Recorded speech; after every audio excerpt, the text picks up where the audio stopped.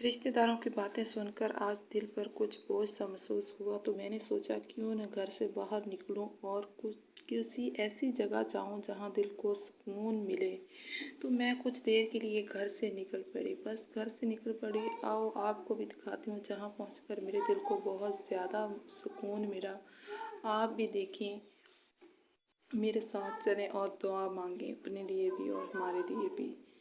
तो बहुत ज़्यादा दिल परेशान था। आए हम पहुंच गए उस जगह जहां कि हम सब ने मिलकर दुआ भी करनी, और मैं उस जगह पहुंची जहां मेरे दिल को बहुत ज़्यादा सुकून मिला और मैंने बहुत बहुत दुआ मांगी, दिल खोल कर दुआ मांगी।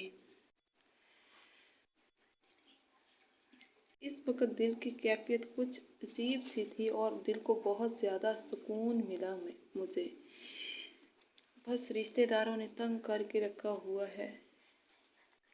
ऐसे लगा जैसे कि ना बस दिल के बोझ ही हल्का हो गया। इसीलिए कुछ देर के लिए मैंने इतनी ज़्यादा दुआ मांगी अपने लिए और आप सब के लिए।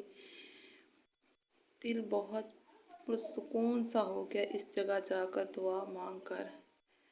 तो आप भी देख सकते हैं माशाल्लाह कितने अच्छे नाज़र हैं और कितना अच्छी जगह है। अल्लाह ताला हम सब के दुआएं कबूल करे, हमें जल्दी जल्दी कामयाब करे ताकि हम इन रिश्तेदारों की बातों से कुछ छुटकारा हासिल कर दें।